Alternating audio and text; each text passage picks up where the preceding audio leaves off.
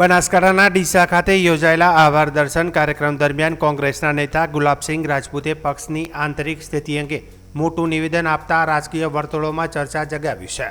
કાર્યક્રમ દરમિયાન તેમણે સ્પષ્ટ શબ્દોમાં કહ્યું કે કોંગ્રેસને કોંગ્રેસ જ હરાવે છે, બીજું કોઈ હરાવતું નથી।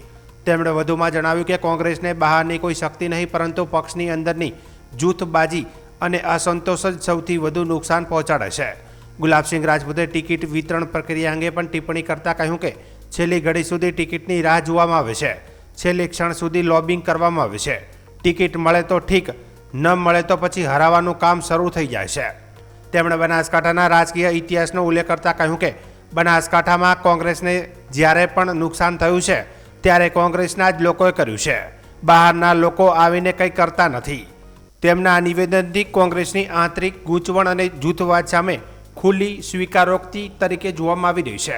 રાજકીય વિશ્લેષકો માને છે કે આવનારા સમયમાં જિલ્લા કોંગ્રેસમાં નિવેદનને લઈને ચર્ચાઓ વધુ તેજ બની શકે છે। હંમેશા તંદુરસ્ત રાજકારણ આપણા વિસ્તારનું બનાસકાંઠાનું રહ્યું છે। ત્યારે કોઈના ઉપર જાહેર જીવનની અંદર ખોટી ટીકા ટિપ્પણી આપણા વિસ્તારના કોંગ્રેસના ભાજપના કોઈ રાજકારણીઓ કરી નથી। પણ જે રીતે હવે રાજકારણનું સ્તર નિમ્ન કક્ષાનું જાય છે, આ તાલુકા જિલ્લા પંચાયતની ચૂંટણીમાં નરેન્દ્રભાઈ મોદીને આપણા વિસ્તારમાં આવવું પડે, અમિતભાઈ શાહ આવવું પડે, ભાઈ હર્ષભાઈ સંઘવીને આવવું પડે, મુખ્યમંત્રીને આવવું પડે, કેટલાય મંત્રીઓને આવવું પડે। એક આટલી નાની ચૂંટણીમાં આપણા કાર્યકરોને હરાવવા માટે કરીને તમે આયા 2 મહિના બધા મંત્રીઓ ખાટલા મિટિંગો કરી, મુખ્યમંત્રી થરાદમાં 6 કલાક બેઠા, એના પછી તમારે ડીસા આવ્યા હતા। તો એ સમજો કે આખા ગુજરાતની ચૂંટણી હોય એ 6 કલાક એક તાલુકામાં બેઠા, એક જિલ્લામાં આખો દિવસ કાઢ્યો, 34 જિલ્લા હતા, પણ માત્ર આપણા બનાસકાંઠા જિલ્લામાં આખો દિવસ આપણા માટે કરીને એટલે આપણે કેટલા મજબૂત છે એ સમજવા। ખાલી આળસ કંકેરી અને મહેનતમાં લાગવાનું છે।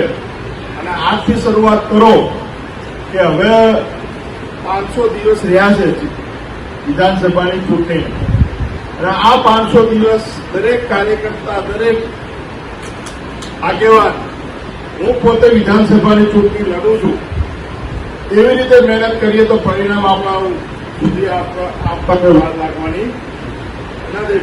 પણ આ તો છેલ્લી ઘડી સુધી ટિકિટની રાહ જોઈએ, છેલ્લી ઘડી સુધી આપણે લોબિંગ કરીએ, અને મળે તો ઠીક છે, ના મળે તો પછી બીજું કરીએ। હરાવવાનું કામ કોંગ્રેસને કોંગ્રેસ જ હરાવે, બાકી કોઈ હરાવી શકતું જ નથી। કોંગ્રેસને કોંગ્રેસ સિવાય બનાસકાંઠાનો ઇતિહાસ જોયો છે, આજ સુધી કોંગ્રેસને જે પણ નુકસાન થયું કોંગ્રેસના લોકો જ કર્યું છે, બહારના કોઈ લોકો આવી કરતા નથી। લોકોને વોટે આપવા આવે છે આપણને, પણ ક્યાંક આપણે કચાશ આ વખતે કદાચ બનાસકાંઠાના પરિણામમાં એક આપણને મોટું નુકસાન થયું હતું લગ્નગામ। લગ્ન સિઝન એટલી હતી કે કોંગ્રેસનું મૂળભૂત વોટ બેંક આપણે બુથ સુધી લઈ જઈ શક્યા નહીં।